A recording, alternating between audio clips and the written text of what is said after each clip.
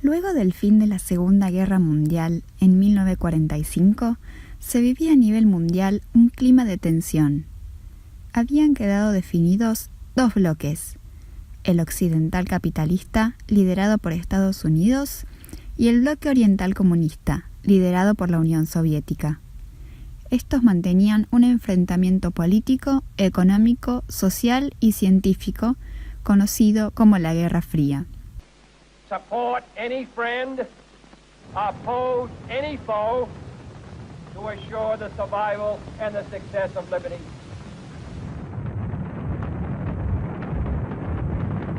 Aunque América Latina estaba lejos de participar directamente en dicho enfrentamiento, existían en varios países guerrillas comunistas y partidos políticos afines. Esto era visto como una amenaza por Estados Unidos, lo cual llevó en algunos casos a la intervención del mismo en golpes de estados, junto a sectores de derecha anticomunista en cada uno de los países.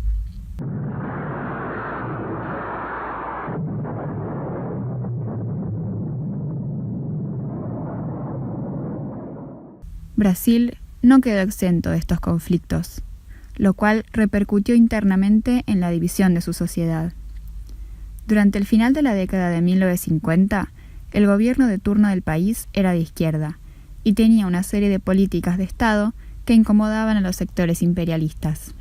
Frente a estas reacciones es que se decide encargar el diseño de la Facultad de Arquitectura y Urbanismo de San Pablo al arquitecto João Vilanova Artigas, quien, además de pertenecer al Partido Comunista de Brasil, sostenía que la arquitectura debía ser un medio de actuación política.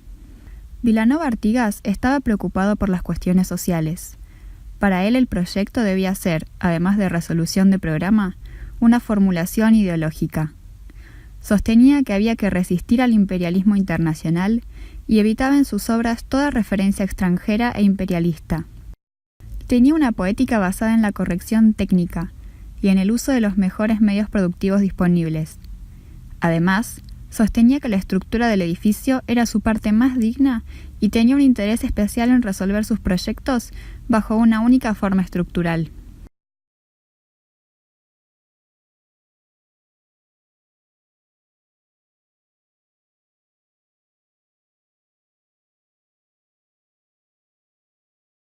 Estas premisas fueron las que llevaron a Vilanova Artigas a lograr la que se considera su obra maestra, un tanque de guerra, que lucharía por esos ideales.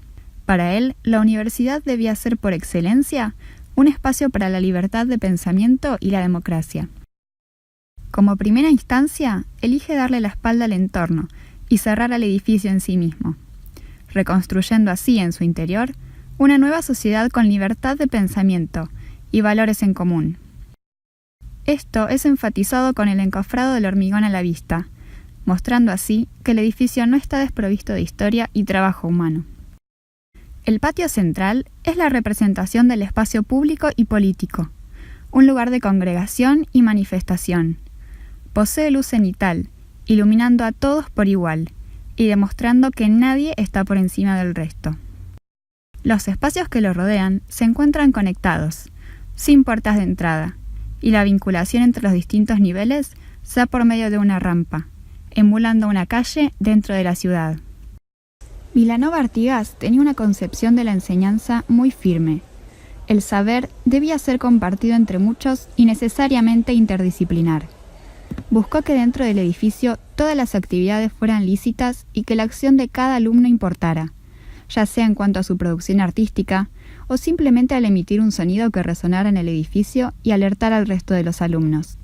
De esta manera, pretendía que los estudiantes entendieran que, sobre todo en sociedad, toda acción tiene su reacción y repercute en el otro.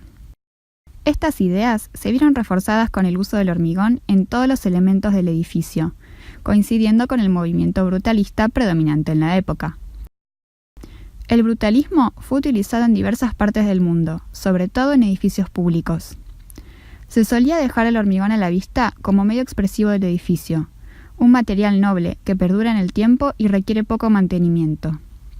Dichas cualidades lo llevaron a ganar popularidad rápidamente, además de que el movimiento era asociado con las ideas comunistas. Se buscaba con él construir la utopía socialista de la posguerra, de cara al modernismo burgués, que diera respuesta a las problemáticas globales, en la que la arquitectura fuera expresiva, monumental, institucional y para las masas. De esta forma, se podría luchar contra el adoctrinamiento impartido por los distintos gobiernos militares de la época. Si bien a nosotros no nos ha tocado vivir en un clima de dictadura, podemos por un momento imaginarnos lo que miles de estudiantes sintieron durante las épocas de represión. Y aunque nos parece cuestionable la decisión de diseñar talleres abiertos, con las complicaciones acústicas que ello conlleva, entendemos que en esa época fue algo primordial para garantizar la participación e inclusión de todos los estudiantes de la facultad y en la sociedad. Con el edificio de la Facultad de Arquitectura y Urbanismo de San Pablo, Vilanova Artigas no solo logra materializar su ideal de escuela de arquitectura, sino que también consigue un espacio de refugio, resistencia y lucha para aquellos sectores de la sociedad, los estudiantes, que se veían oprimidos y sin voz. Bajo una coraza de hormigón, los jóvenes se encuentran protegidos, pero en un espacio abierto que invita al diálogo y a la participación, sin dejar a nadie afuera.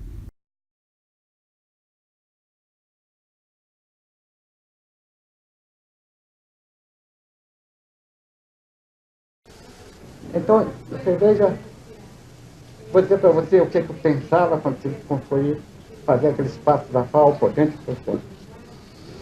O português estava construindo a obra lá